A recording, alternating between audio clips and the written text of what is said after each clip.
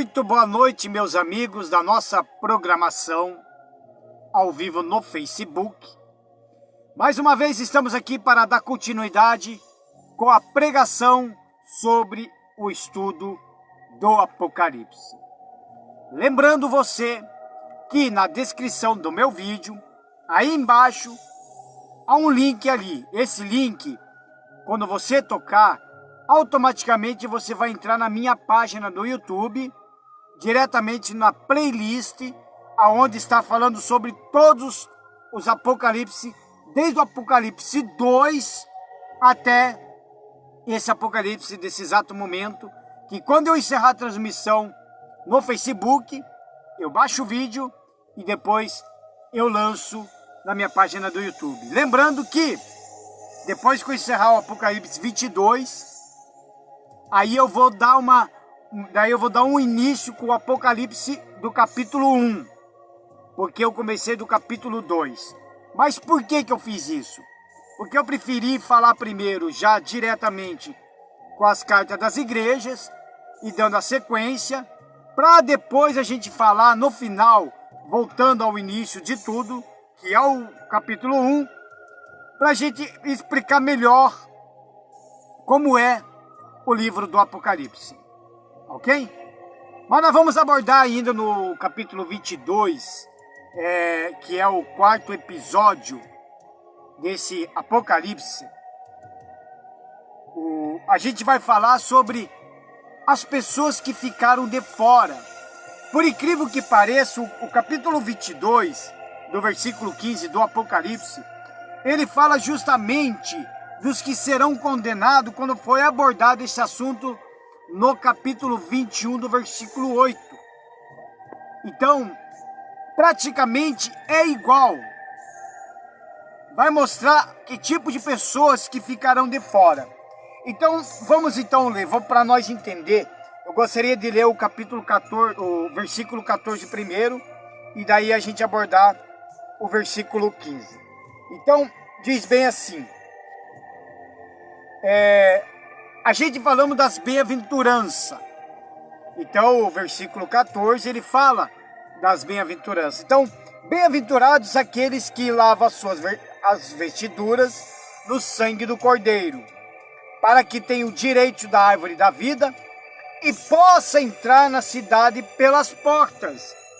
Bem-aventurados, feliz o homem, ou seja, feliz o homem, feliz a pessoa, o homem ou a mulher, feliz aquele, bem-aventurado, que lavou as suas vestes, que se entregou a vida para Jesus, que se purificou, que teve uma vida transformada através do sangue do Cordeiro.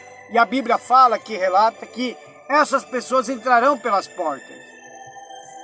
E são pessoas que abandonaram o pecado, que continuaram na fé até o fim, pessoas que continuaram com a sua fé intacta, pessoas que todos nós pecamos, mas são pessoas que sempre reconheciam os seus pecados. Agora, o versículo seguinte já vai abordar o assunto daqueles que não entrarão no reino de Deus, que serão aqueles que ficarão fora dessa nova cidade de Jerusalém, criada pela própria mão de Deus. As pessoas que ficarão de fora, espero, meu amigo, minha amiga, que você não esteja citado aqui. Mas, caso você esteja citado em uma desses assuntos aqui, há chances para você se arrepender. Então diz assim: mas ficarão de fora os cães e os feiticeiros, e os fornicadores, e os homicidas, e os idólatras, e qualquer que ama e comete a mentira. Algumas das partes mais difíceis da Bíblia são também as mais claras de entender, como está a afirmação sobre os que ficarão de fora da Nova Jerusalém. Os versículos finais do Apocalipse são explícitos e enfáticos com respeito a isso. Só nos últimos 3 capítulos, a profecia alerta severamente por 4 vezes qual será o destino dos que rejeitaram a salvação. Ninguém poderá dar desculpas e dizer que não sabia. Então, não tem como uma pessoa dar desculpa. A pessoa está lá, vai passar pelo juízo, vai ser condenado, aí ela vai querer se justificar, não vai ter como. Porque o evangelho está chegando a todas as pessoas de várias formas. Através de uma pregação em redes sociais, nas igrejas, de uma evangelização, ou até mesmo de uma música. Então o evangelho ele tem chegado a muitas pessoas. Através de uma imagem, de uma frase. Isso é pregação do evangelho. É a forma de anunciar o evangelho. E com certeza você já ouviu vários evangelhos. Então são o evangelho que... Deixa eu dar uma ajeitada aqui, porque eu estou com a minha luz aqui meio ruim. Vamos lá.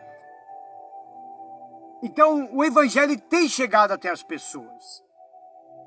Então vai chegar o dia que não tem como a pessoa chegar, eu não sabia, ninguém me falou nada, mas falou sim. Falou. Então não haverá desculpa. Então, obviamente, os que estão nessa lista não são os únicos que serão excluídos da salvação. O objetivo dessa lista, como das anteriores que nós abordemos, é deixar o mais claro possível quais são os tipos de pecados que impedirão seus autores de entrar no reino dos céus. E nessas passagens são 6. Então vamos lá. A Bíblia fala: mas ficarão de fora os cães, os feiticeiros e os fornicadores, e os homicidas, e os idólatras, e qualquer que ama e comete a mentira. Quem são os cães que a Bíblia retrata? Os cães são, o termo se refere a pessoa que praticam a imundícia. Nos lábios dos judeus significava impureza, pessoas sem pudor e acostumadas a práticas contrárias aos ensinamentos de Deus. As mantilhas de cães que vadiavam pelas cidades e vilas orientais, sem casa e sem dono, comendo dos restos que se encontravam nas ruas, brigando entre si e se atacando quem passava, explica o simbolismo desse termo. São os que fazem como animais irracionais em seus comportamentos, rejeitando toda a pureza e a disciplina de Deus. Quer dizer, são pessoas irracionais. São pessoas que são gulosos, como diz, né? Ficaram de fora os cães. São aquelas pessoas que para ela não tem limite. Para ela não tem limite. É aquelas pessoas que de 10 palavras, 9,5 só palavrão. Não há limite. Em atos sexuais, uma pessoa nem limite tem. É conhecido como cães. É a mulher que dorme com 3, 4 homens. Homem que casa com 3, 4, 5 mulheres, dorme com elas. Uma prostituição severa. É uma pessoa que não tem controle de nada. É impulsiva. E isso entra nesse contexto bíblico de que essas pessoas também ficarão de fora. Pessoas imorais. Uma pessoa imoral. Ela não tem controle de nada. Uma libertinagem total. Então é conhecida na Bíblia como cães. Segundo, os que ficarão de fora, os feiticeiros, que dispensam a explicação, mas cabe um alerta importante. O termo logo traz à mente pessoas vestidas a caráter, tipo, tudo de preto, né? preto, aquele chapéu de bruxo, mas não, invocando os espíritos ou praticando rituais. Mas os feiticeiros são todos os que recorrem a crenças em objetos, seres, simpatias ou entidades a quem se atribui algum poder místico de influenciar algum acontecimento. Então esses feiticeiros que ficarão de fora não é somente o que pratica a bruxaria, que pratica o satanismo. É aquele que gosta de crer em signos, é feitiçaria. Aquele que gosta de consultar com os mortos, que se chama espiritismo, é também uma feitiçaria. Práticas condenáveis a Deus, práticas que Deus abomina, se chama feitiçaria. Simpatia daqui, simpatia dali. Ah, simpatia para amarrar o homem, simpatia para amarrar a mulher, simpatia para arrumar namorado, casamento e etc. Quer dizer, tudo isso é prática de feitiçaria. E isso aqui também entra no contexto de que pessoas que praticam a feitiçaria, búzios, né? Fazem búzios, fazem consultas às necromantes, são tudo feitiçaria. Que praticam essas feitiçarias ou que participam disso tudo, se tornam também coparticipantes e vai também perder a salvação. Pessoas que vai lá, quer se consultar com os mortos, eu quero falar com o parente que morreu, com o cicrano que morreu. Então quer dizer, isso aí se chama feitiçaria. E essas práticas, com certeza, a Bíblia relata, registrado aqui, que são essas pessoas que ficarão de fora. Os terceiros também que ficarão de fora, que a Bíblia relata, são os fornicadores. Fornicadores são os que praticam atos sexuais fora do contexto do casamento, sejam solteiros ou casados. Então isso se torna fornicador. É fornicação, um ato sexual que se torna até pecado diante de Deus. Por isso que, primeiro, a bênção do Senhor Jesus foi o casamento. A melhor bênção que uma pessoa que ele tem de Deus é quando ele se casa, quando ele apresenta o seu matrimônio de casamento a Deus. Quando não se casa, se vive amigado. Aí se torna o que nesse contexto? Fornicador. E os fornicadores é aqueles também, por exemplo, você que tem uma namorada, você que é namorado. Só que vocês estão praticando um sexo como se fosse casado já. Como se fosse marido e mulher. Isso se chama o quê? Fornicação. Agora, se as pessoas que estão namorando, o casal que namora e ficam praticando atos sexuais, então não vai precisar mais casar. Já tem como marido e mulher, não é verdade? Só que é fornicador. E isso entra também no contexto bíblico de que o próprio Deus fala que ficarão fora da Nova Jerusalém. Não terá salvação. Ah, Jordão, mas eu estou na igreja e o meu marido não está, ou a minha esposa não está. Como é que fica? Você vai ter que orar a Deus. Isso não quer dizer que você vai perder a salvação. Porque você se converteu. Você quer viver uma vida certa. Mas o seu cônjuge que não se converteu e ele quer viver a vida errada, então, nesse contexto, diante de Deus, você pode estar certo. Mas é óbvio, tudo vai ser na base da oração, para que seja tocado no coração do seu cônjuge, para você se casar. Agora eu estou falando até de pessoas de dentro da igreja. Namorados, pessoas que estão de dentro da igreja, que ouvem a palavra de Deus. Namorados, os noivos. Ou até mesmo aquela pessoa que é solteira. Tem aqueles que é solteiro, né? Ele é solteiro, ela é solteira. Aí ela fala, eu sou livre para tudo.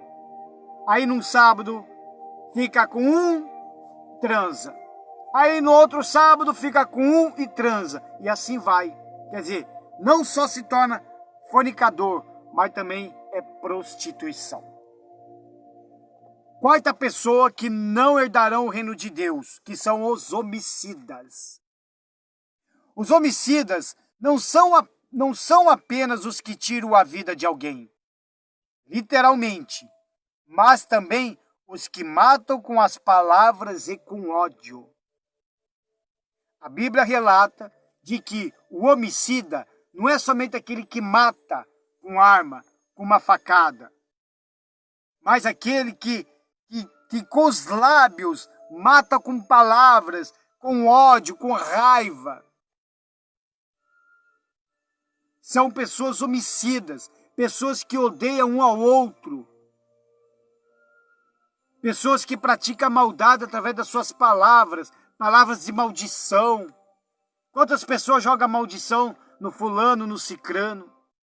Xinga palavrão para a pessoa, xinga um monte. Isso é homicida. É um homicida. Tem uma história que eu vou contar rapidinho para você entender como que é. E vai se encaixar também com quem comete a mentira. Então depois eu vou explicar essa história que eu vi aí um pastor contando. Eu achei muito interessante. E é um caso relato. Quinto, que não herdarão o reino de Deus, que são os idólatras. São os que colocam qualquer coisa ou pessoa acima de Deus, assim fazendo para si um outro Deus. Pessoas idólatras. Pessoa que coloca tudo acima de Deus. Ah, o meu filho é tudo, a minha filha é tudo na minha vida, a minha esposa é tudo na minha vida, o meu marido é tudo na minha vida, o meu cachorrinho também é tudo na minha vida, sem se falar da idolatria dos deuses deste mundo. A Maria, a Aparecida, o São Francisco, o São Sebastião, o etc, etc, etc, etc. Quer dizer, tudo se colocaram o quê? Acima de Deus. E isso é pecado e abominável, como é registrado nas Sagradas Escrituras. O santinho que você tem, por exemplo. Esse quadro que você tem, pendurado. Aquele santinho com o bonequinho pendurado. Ou a tal de uma santa, a qual você diz que é devoto. Deus abomina. É pecado e é idolatria. Você que tem, você que fala, o meu filho é tudo na minha vida. Já é uma idolatria. Quem tem que ser tudo na sua vida tem que ser Deus e mais ninguém. Por isso, meu amigo, minha amiga, a ordem tem que ser assim. Primeiro Deus, segundo a família, aí depois as outras coisas. Então Deus tem que estar acima de tudo. Por isso que para uma pessoa entregar a vida para Jesus, ela tem que ser ciente, consciência de sua vida, de que ela tem que apenas servir somente ao Senhor Jesus. Não ao Santo A, não à Santa B, nem à Santa C. Somente exclusivo o Senhor Jesus. E que Ele seja o primeiro em sua vida. Tem gente que ela fala que o emprego dela é o emprego da vida dela. É idolatria. É idolatria, porque o que tem que ser da sua vida é Deus. Você tem que amar a Deus acima de todas as coisas. Não tem como eu chegar a amar a minha esposa. Eu amo a minha esposa. Só que não tanto quanto eu amo a Deus. E tudo que uma pessoa, quando ela tem Deus em primeiro lugar, tudo que ela quer fazer primeiro é tudo para Deus, para depois para os outros, para depois para ela mesma. Agora, quando ela coloca as coisas acima de Deus, seja um carro, seja o trabalho, seu emprego, seja os deuses deste mundo, qualquer coisa, até essa garrafinha que eu tenho aqui com óleo, até essa garrafinha. Se eu colocar que isso aqui é muito poderoso, eu vou dizer que é muito poderoso, então acaba se tornando uma idolatria. Uma idolatria. Então quer dizer, qualquer objeto, qualquer coisa que você coloca acima de Deus, que é a sua vida, então se torna idolatria. E isso é pecado e abominável diante de Deus. E não é só porque está no Apocalipse, não. Desde o início de Gênesis até o Apocalipse, fala sobre isso, sobre a idolatria. Sexto, qualquer um que ama e comete a mentira, porque tem gente que ama falar mentira. A pessoa fala tanta, mas tanta mentira, que ela mesma acredita na mentira dela. Não herdarão o reino de Deus. E aliás, cuidado, porque a Bíblia fala, Jesus mesmo diz, relato aqui, ele fala que o diabo sempre mentiu desde o princípio. E que o diabo, ele é o pai da mentira. Então, se o diabo é o pai da mentira, então nem precisa dizer de que filho é. Quem é o pai daquele que mente? Então, os que cometem mentira são os praticantes da mentira, pessoas que praticam mesmo, ela mente mesmo. Que são mencionados 3 vezes nos 2 últimos capítulos do Apocalipse. É certo que isso é uma série de advertência para aqueles que costumam mentir ou distorcer a verdade. Todo e qualquer pecado tem a mentira como apoio. O Senhor Jesus disse que o diabo é o pai da mentira. Logo, aquele que faz uso dela está fazendo uso de uma arma maligna. Deus não tolera nenhum tipo de mentira, seja pequena ou grande. Muitos têm reclamado com o Altíssimo pelo fato de suas vidas não prosperarem. Mas a realidade é que ele não pode aprovar aqueles que vivem mentindo ou enganando. Dentro ou fora, de que lado você está? Você vai ficar. Tem gente que mente no trabalho. Lá onde eu trabalho, lá no meu trabalho, eu vejo muita mentira lá. Aí quando eu vejo que a pessoa já está mentindo, eu já falo, meu pai do céu. É a pessoa que ela se torna filho de Satanás, porque é o filho do diabo. A Bíblia mesmo fala que o diabo é o pai da mentira. Se o diabo é o pai da mentira, então significa que se eu estou mentindo, eu me torno filho dele.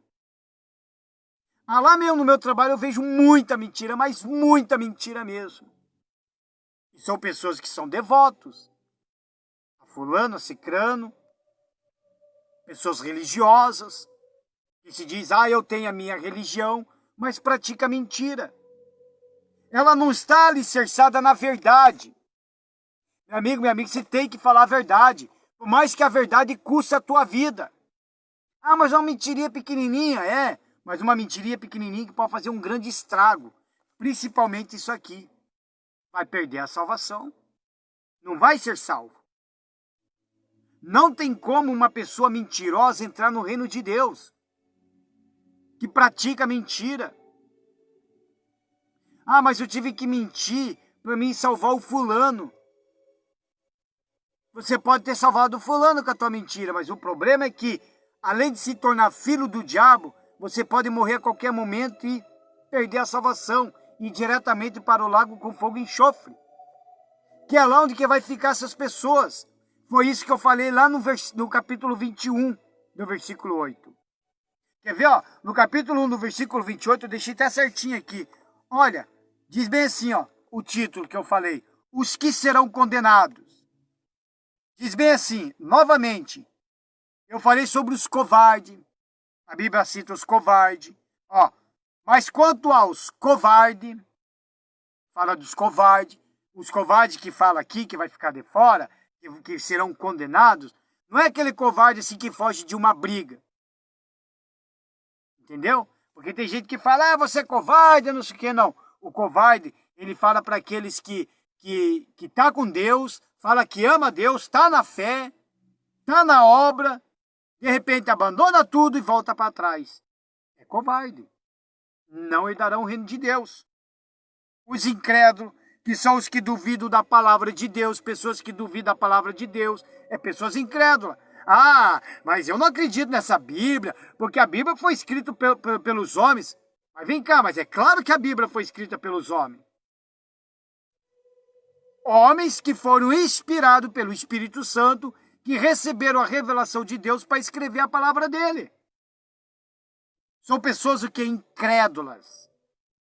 Os abomináveis, como eu falei, que significa pessoas que fizeram uma detestável por seus crimes, comportamentos deliberadamente repulsivos a Deus e a seu próximo. Homicidas, como eu citei ali de novo, que é na linguagem divina, homicida não é somente aquele que tirou a vida de alguém, mas também o que odeia o seu semelhante. Então, se você é uma pessoa que odeia o seu semelhante, tem mágoa, tem raiva, tem ódio, é homicida. Aí ele fala novamente dos fornicadores, novamente dos feiticeiros, novamente dos idólatras e novamente de todos os mentirosos. E isso eu abordei lá no capítulo 21, no versículo 8, cujo o nome, o título é Os que serão condenados. E agora, o título é Os que ficarão de fora. Quer dizer, já estão condenados e estarão de fora. Não tem como, meu amigo, minha amiga. Não haverá mais chance. Se morrer nessas práticas aqui, não só desses pecados, mas demais coisas que desagradam a Deus, que não tem nada a ver com Deus, até heresias, significa que a pessoa vai perder a salvação. Não adianta acender vela, não adianta fazer missa, não adianta fazer túmulos, maiores túmulos bonitos, pagar indulgências. Não adianta. A Bíblia fala, e ela é clara, que o homem está sujeito a morrer apenas uma vez, vindo depois disto o juízo. Aí chega no dia do trono, chega no dia do julgamento, aí você vai se apresentar diante de Deus, aí começa a abrir livros, e esse livro começa a mostrar que você era um cão, que você era um feiticeiro, que você era um homicida, que você gostava de falar palavrão, que você é viciado, era viciada, que você é repulsivo, que você falava mentiras. Quer dizer, condenação. E isso aí, realmente as pessoas vão perder a salvação. Por isso que quando uma pessoa entrega a vida para Jesus, ela abandona a mentira, ela abandona a idolatria, ela abandona os deuses deste mundo. Ela só quer Jesus e mais ninguém. Se antes ela praticava injustiça, hoje ela vai praticar o quê? A justiça. É como aconteceu essa história, onde que vai falar praticamente sobre uma homicida e mais a mentira. A história é mais ou menos assim. A história é mais ou menos assim. O que o pastor está contando é uma história relato. Eu ouvi isso de um pastor. De que uma irmã da igreja, né, uma irmã, estava passando na frente da casa desse pastor, né, e ao mesmo tempo que ela estava passando na frente, esse cara começou a escutar gritos. E os gritos que ela estava ouvindo eram o grito de uma mulher, que possivelmente seria a esposa desse pastor. Aí, naquela curiosidade da mulher, disse que ela deu aquela olhada. E naquela olhada, ela viu esse pastor com uma vassoura na mão. E a mulher gritando. E viu ele passando com uma vassoura na mão, correndo. De lá, ela não quis mais saber. Espalhou para toda a cidade. Para toda a cidade. Começou com uma fofoca. Passou para uma. Daquela uma passou para outra. Daquela outra passou para outra. Da outra passou para outra. Quando soube, a cidade inteira estava sabendo que esse pastor estava surrando a sua esposa com um cabo de vassoura. Veja só a mentira. Aí chegou ao ouvido do pastor, do primeiro pastor da igreja, né, porque seriam 2 pastores, aí chegou no ouvido do pastor principal, né, que é o cabeça de tudo. Aí chamou esse outro pastor e imediatamente tirou ele da obra. Imediatamente tirou esse pastor da obra. Ele cometeu um erro de não ir atrás da verdade. Simplesmente ele ouviu e falou, ó, a cidade está comentando que aconteceu isso, isso e isso, então a partir de hoje você não faz mais parte do quadro de pastores. Não tem como você mais pregar a palavra de Deus. Aí esse pastor, o que ele fez? Ele falou, então posso pelo menos falar com o povo? Não, pode sim. Aí subiu no altar, foi falar com o povo, né? Aí ele começou a conversar com o povo e explicou aquela situação para o povo, porque afinal de contas a cidade toda estava sabendo que esse pastor estava surrando a esposa dele com um cabo de vassoura. Aí ele contando a história certinho do que ocorrido, ele falou que a esposa gritou com medo de um rato. E ele, para afastar o rato perto da esposa por causa do susto, ele pegou a vassoura para atacar o rato. E naquele exato momento, a mulher que estava no culto, que espalhou essa fofoca, ela se levantou e foi lá na frente e foi pedir desculpa para o pastor na frente de todo mundo. Porque ela viu que ela cometeu um grande erro de não ter visto certinho o ocorrido. Aí o pastor falou, não, eu te perdoo, irmã, na frente de toda a congregação. Eu te perdoo, irmã, mas eu quero que você me faça um favor. Olha só, pega um travesseiro de pena, com penas, abre esse travesseiro, sobe em cima daquele monte ou da colina e espalha essas penas para o ar. Solta elas tudinha, até esvaziar esse travesseiro. E aí depois, eu quero que você comece a catar pena por pena, colocar de novo na fronha, até ele voltar a ser o travesseiro. Aí a mulher falou assim, mas pastor, mas isso é difícil? Não tem como fazer isso, é impossível. Aí ele falou, pois é, irmã. E isso foi o que você fez comigo. A cidade toda sabe que eu estava surrando a minha esposa. E não tem como consertar. Aí depois, não sei o desfecho da história, se houve uma retratação e ele continuou na obra, ou dali mesmo ele acabou vivendo a sua vida. Mas, moral da história, não tem como consertar.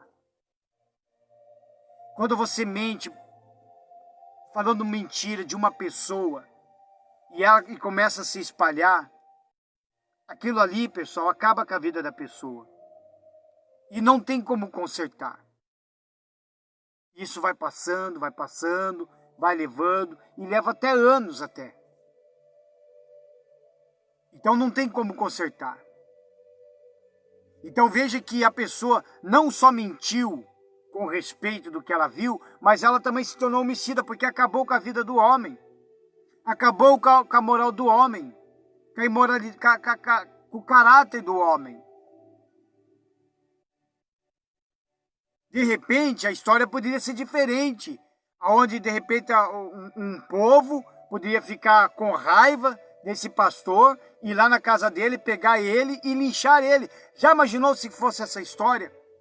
Tivesse linchado ele só por causa de uma mentira, por causa de não ter visto os fatos verídicos? Matava o homem, aí depois saber que acabava de matar um homem inocente. Quer dizer, acaba com a família, acaba com a vida do homem e também com toda a família.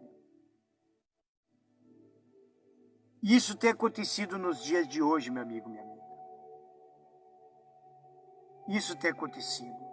Nós, da Igreja Embaixadores do Reino de Cristo, nós estamos sofrendo muitas injúrias de algumas 2 semanas para cá. E esse assunto aborda certinho, porque há um pastor da cidade de Campo Largo que ele tem praticado isso daqui. Então, provavelmente o ministério dele não está crescendo. É um homem, sabe, que não tem, para mim não é pastor, mas ele tem criticado e tem feito falsas acusações contra o nosso pastor. Outras pessoas que estão do lado dele, desse outro pastor, têm levantado contra falsas acusações contra a igreja. Inclusive, andaram até pegando links das minhas pregações, mandando para o pastor, tentando me incriminar com alguma coisa. Então, quer dizer, são pessoas que estão fazendo acusações falsas ao nosso respeito. Agora, já imaginou se esse tipo... Não vou dizer que tipo de acusação que é, não em redes sociais. Porque se a gente quiser, ou até mesmo o pastor, ele pode, na lei do homem, processar essas pessoas. Só que a gente não vai fazer isso, porque a gente confia na palavra de Deus. A gente prega o verdadeiro evangelho. Lá não tem heresia. A gente prega o verdadeiro evangelho. Então a gente sabe que Deus, ele está na nossa causa. E nós pedimos para Deus pesar-nos na balança, para ver quem está orando, quem está buscando, quem está evangelizando, quem está falando a verdade, quem está anunciando o evangelho. A esta hora que eu estou com você, falando de Jesus, nesse exato momento, você que está me ouvindo, de repente nesse exato momento tem pessoas que estão praticando isso. Querendo me destruir, querendo te destruir. No seu trabalho pode estar acontecendo isso, de pessoas querer puxar o teu tapete. Pessoas que têm inveja do seu cargo, porque quer entrar no seu lugar. Pessoas que são assim. Pessoas que, por causa de alguma inveja, acaba fazendo esse tipo de coisa. Inventa mentiras, calúnias, acusações falsas. E isso acaba afetando não somente nós, mas a nossa família.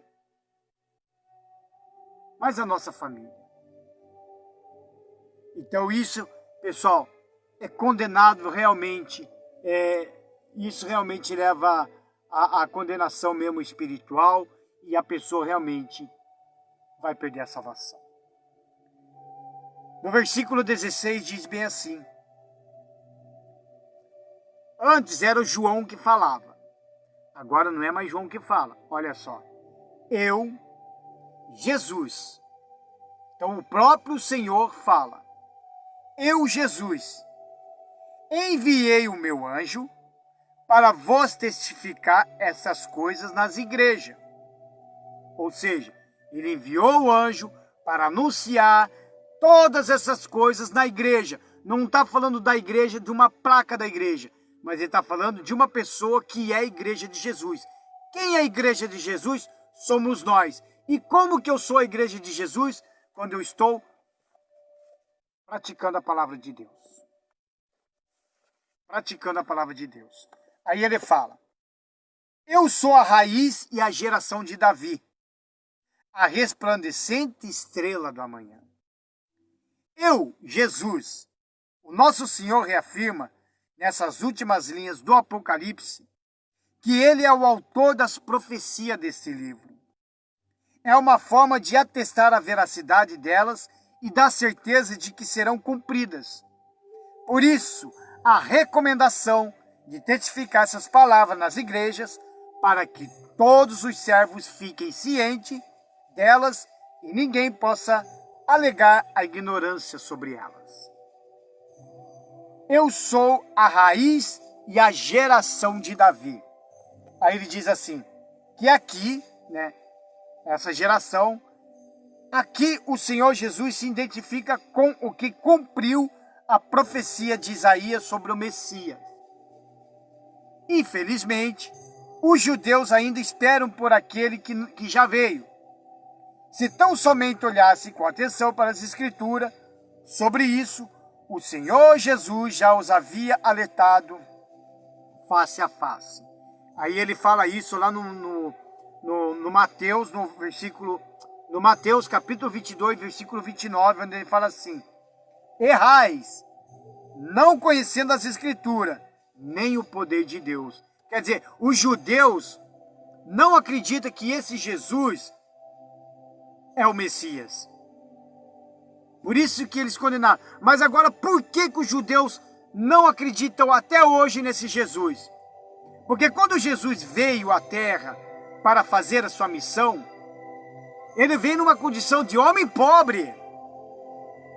Ele não veio numa condição de homem rico, que é o que os judeus achavam. Que ele tinha que vir de um palácio de riqueza, um homem de autoridade importantíssimo. Não, ele veio da onde? Da pobreza. Jesus, nada mais, nada menos, ele começou como um simples carpinteiro. Filho de José, como eles falavam lá. E andava no meio do povão. Jesus era de povão. Andava no meio do povão. Comia pão, peixe, sem ao menos lavar a mão. Que isso seria até um pecado até para os judeus. Porque você tem que estar lavando as mãos. Então era horrível uma coisa dessa. Então por isso que eles condenaram a Jesus à morte por inveja. Por inveja. Então eles ainda acreditam que o Messias vai voltar. Só que para nós, Jesus já voltou. Agora ele vai retornar e vai buscar a igreja dele. Só que ambos, né, tanto nós os gentios, como os judeus estão esperando, de um jeito ou do outro, tudo aponta para uma única coisa. Jesus está voltando. Então os judeus até hoje não acreditam nisso. Só que agora as profecias estão se cumprindo uma a uma, pessoal. As profecias estão se cumprindo. Hoje é dia 20, 21. Esse dia aí, ontem mesmo, já estava em redes sociais, em televisão internacionais, de pessoas que estão cometendo cristofobia, destruindo igreja, maltratando os cristãos, perseguindo os cristãos, e alguns já estão sendo executados. Uma perseguição total com os cristãos. Aqui no Brasil, a única perseguição que sofremos são as injúrias, são as calúnias, são as ameaças de processo, porque é isso que fazem. Se eu chegar e falar da idolatria, pregar uma pregação da idolatria em redes sociais, a maioria dos religiosos da principal religião já me ameaçou até de me processar. Quer dizer, até agora estou esperando esse processo não ver nas minhas mãos. Por quê? Porque a minha defesa está aqui, ó, na palavra de Deus. E nenhum juiz vai poder com ela. Porque afinal de contas o verdadeiro juiz é Deus. Então, os judeus, eles não acreditam nesse Messias, nesse Jesus. Esse que foi crucificado. Então ainda eles estão esperando pela vinda do Messias. E nós estamos atrasados nesse calendário. E quem não se esforça para conhecer, entender e praticar as palavras de Deus, sempre errará na vida e será levado pelo engano dos falsos. Isso lhes trará profundo sofrimento na vida e, finalmente, lhe custará a salvação.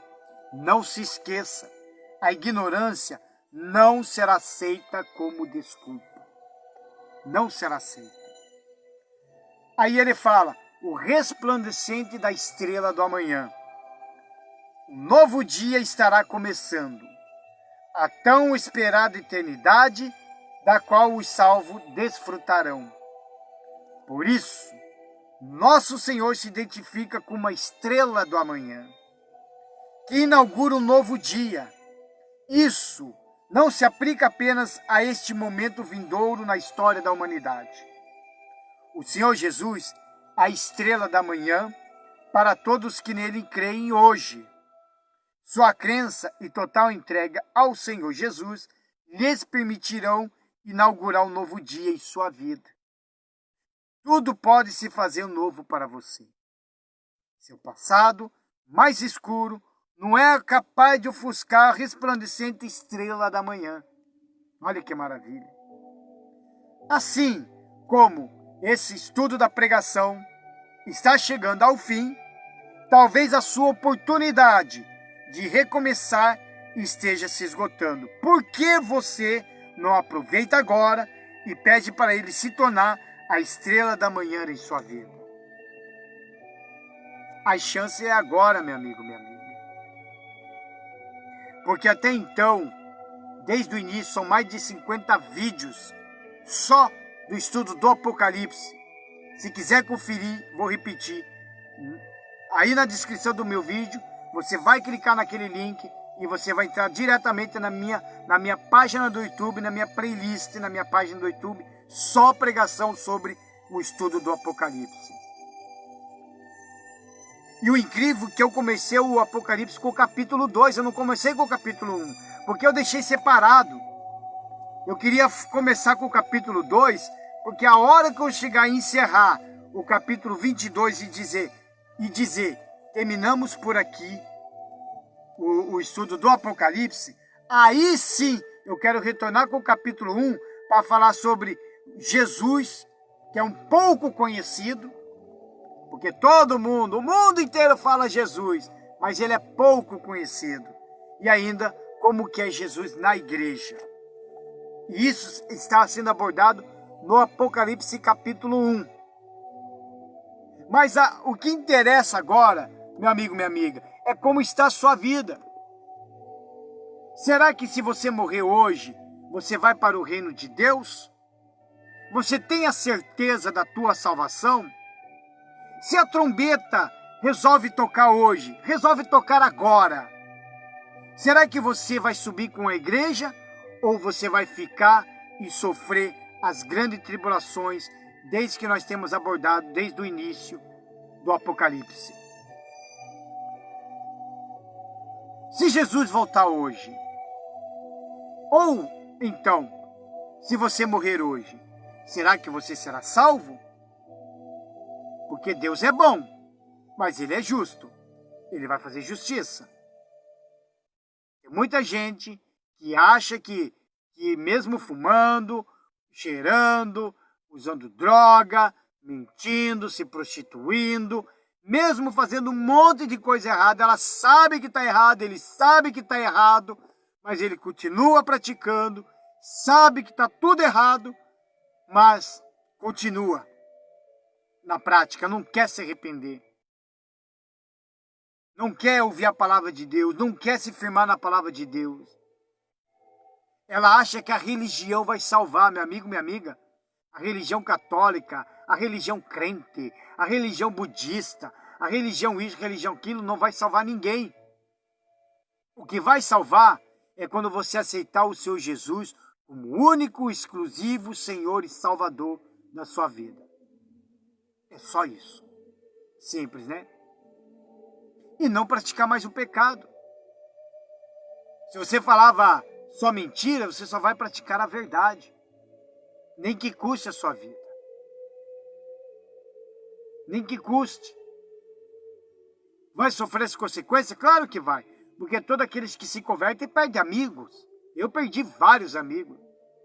Mas também se eu botar na lista esses amigos que eu perdi, são amigos companheiros de maconha, de cocaína, companheiros de uso de crack, né?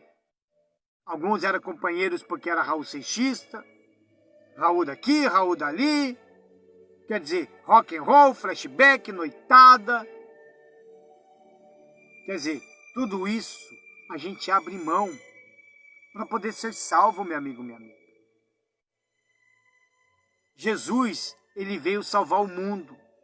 E hoje nós estamos na graça. Só que tem muita gente que fala, mas nós não estamos mais na lei, nós estamos na graça. Aí as pessoas acham que só porque nós estamos na graça, que nós devemos fazer tudo o que bem entender de nossas vidas, porque nós estamos na graça.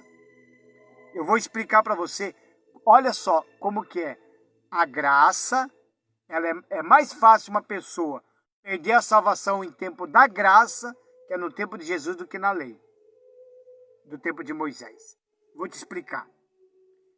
Prostituição, adultério. Vai ser mais fácil de abordar esse assunto. O adultério, por exemplo. Na lei de Moisés, lá no Antigo Testamento, na lei, se uma pessoa era pego em flagrante no adultério, ela era arrastada para fora da cidade ou da tenda, é levado até o meio do povo e ali era condenado a pedradas até a morte. Tanto a mulher como o homem. Se ela for pego no flagrante.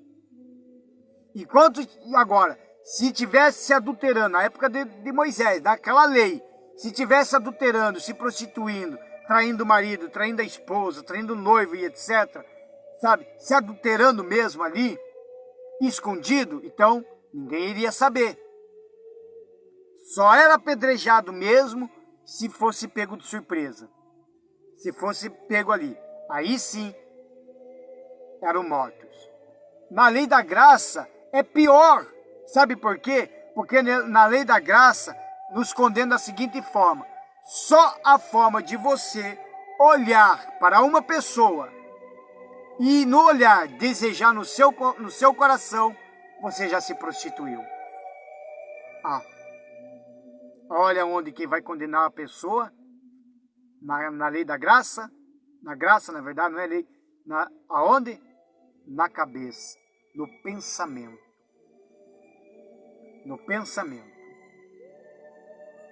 Se eu pensar que eu estarei traindo a minha mulher, eu já estou me prostituindo com a outra pessoa com que eu pensei.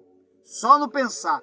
Se eu desejar a pessoa, eu posso olhar, mas se eu desejar no olhar, pronto, eu já cometi o adultério. Já cometi o adultério. Eu posso estar com a minha mulher do meu lado, pegando as mãos dela, passeando com ela, mas os meus olhos estão adulterando. Ela não vai perceber. Ela não vai ver, porque isso está aqui, ó, aqui e aqui no coração. Só que, diante de Deus, eu já estou sendo condenado. Veja a diferença? Por isso que eu tenho falado que é muito mais fácil a pessoa perder a salvação na graça do que na lei de Moisés. Porque, obviamente, na lei de Moisés era fácil. Por quê? Porque se eu não quisesse morrer apedrejado por qualquer coisa, não só no adultério ou outras coisas, então é só não praticar. É só eu andar na lei. Não é assim? Não é que nem a lei dos homens?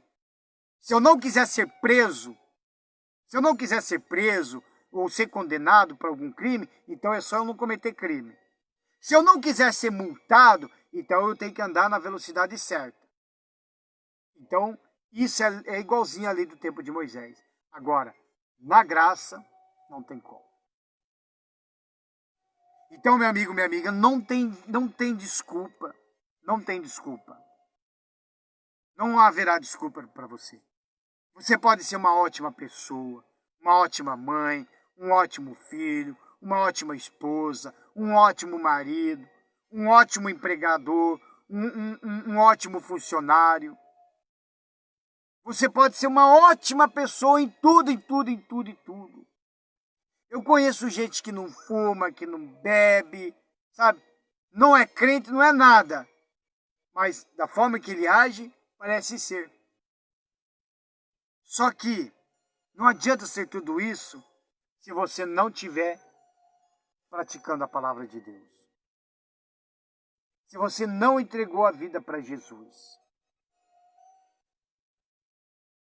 A fase da sua vida de hoje, sabe como é que é? É o batismo nas águas. Ah, mas eu era criança quando era batizado. Não valeu. Não valeu. É heresia. É heresia. O próprio Senhor Jesus teve que se batizar com 33 anos. O batismo nas águas significa remissão dos pecados. Ou seja, você é batizado nas águas, a partir daquele momento que você se levanta, esses pecados já não existem mais. O próprio Deus fala, através da palavra dele, que os seus pecados serão apagados. E a sua vida, ela vai passar a viver com Deus a partir do momento do batismo. É o nascer da água e depois nascer do Espírito. Não que você não seja pecador. Você é pecador. Eu sou pecador. Todos somos pecadores. Só que a Bíblia mostra que todos sim somos pecadores. Mas os que serão condenados é aquele pecador que pratica o pecado. O que não pratica o pecado, ele sabe que também é pecador. Mas se ele faz 10, 20, 30 oração no dia, 10, 20, 30 oração ele pede perdão para Deus. Porque Deus, ele é rico em perdoar. E quando você pede perdão a Deus pelo seu pecado, não significa que você tem que continuar praticando. Não, você não pratica mais. Aquilo ali você já tira fora. É desta forma que se vive na presença de Deus. Amém, meu amigo? Então, entregue sua vida para Jesus. Aproveite a oportunidade enquanto você está vivo. Qualquer coisa, você pode me procurar no Messenger, ter o número do meu WhatsApp, qualquer coisa. Se me procure. Se precisa de uma orientação, de alguma coisa, me procure. Eu vou te orientar. Se quiser uma visita na sua igreja, eu vou, eu chamo meu pastor, nós vamos na sua igreja. Na sua casa.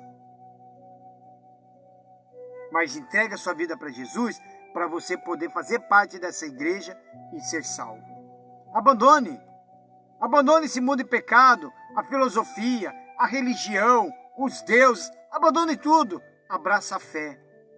E a fé tem que ser uma fé inteligente, que é no Senhor Jesus.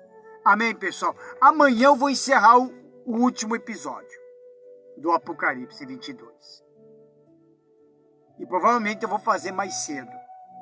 Eu vou fazer essa transmissão umas 7h30, 8 horas da noite. Porque aí depois eu vou para o monte, e eu vou pedir para vocês mandarem os nomes para mim, colocar o nome no livro de oração, que nós vamos para o monte orar. Aí eu vou orar por você. Mas eu quero que você esteja comigo, que nós vamos falar sobre o último alerta, o último livro do Apocalipse, os últimos versículos, para encerrar de vez. Ele fala sobre o alerta e o convite. Então, um alerta para você e mais o convite do seu Jesus para você. Tá bom?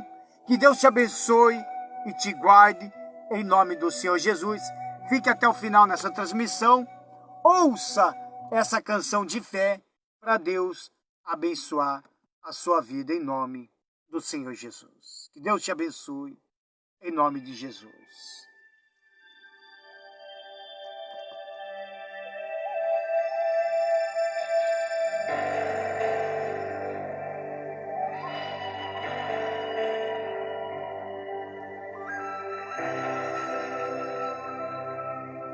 Jesus está voltando.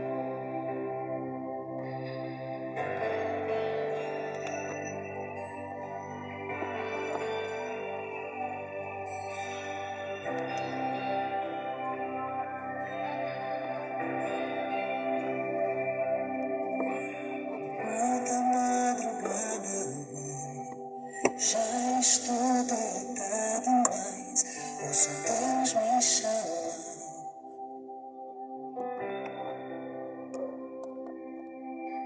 Sua voz suave, como um sussurro, ouço Deus me chamar.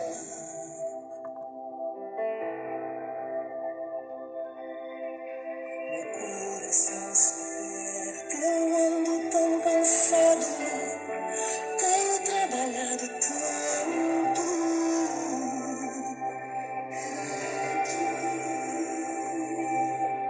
Meu coração se aperta ao ouvi-lo me chamando, me chamando, me chamando, me chamando, me chamando.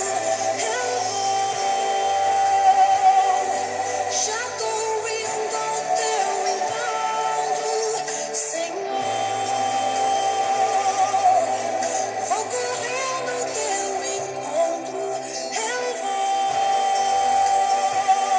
já tô indo ao teu encontro, Senhor.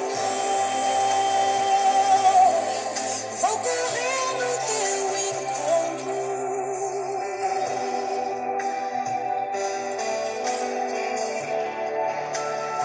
Eu vou, Senhor.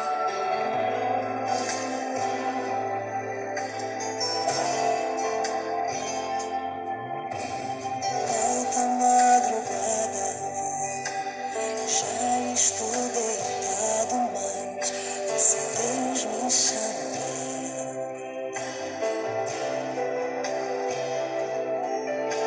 Sua voz suave, como um sussurro, esse Deus me chama.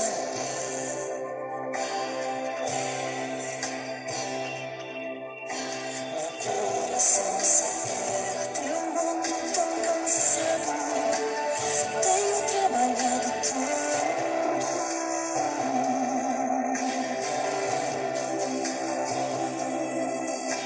Meu coração se aperta ao ouvir me chamando, me chamando, me chamando, me chamando, me chamando. Eu já estou indo ao teu encontro, Senhor. Vou correndo ao teu encontro, eu vou. Estou indo ao teu encontro, Senhor. Vou correndo ao teu encontro, eu vou. Já estou indo, Senhor, pro nosso encontro. Eu vou, nem que seja pra ficarmos em silêncio a sós, Senhor, só nós. Nem que seja simplesmente pelo prazer de ouvir tua voz. Nem que seja pra ficarmos em silêncio a sós, Senhor, só nós. Nem que seja simplesmente pelo prazer de ouvir tua voz. Não há como desprezar o teu chamado. Não há como rejeitar tua presença. Eu vou.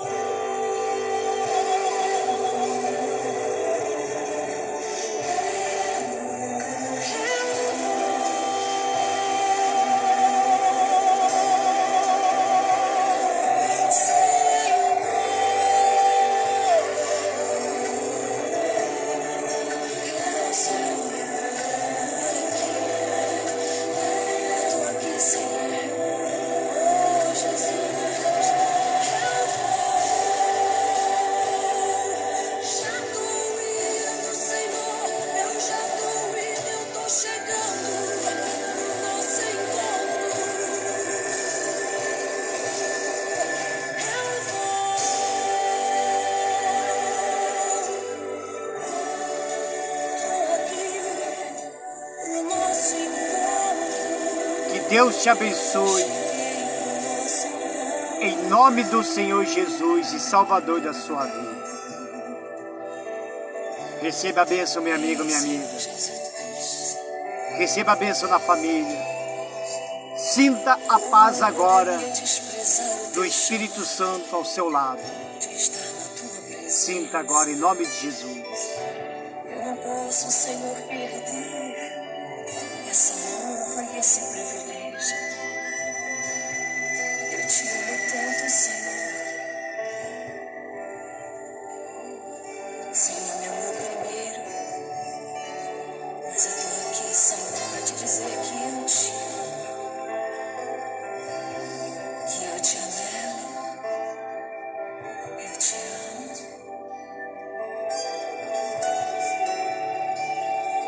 Precioso, Senhor. Ei, Senhor. Ei, Senhor Jesus. Jesus Cristo te ama.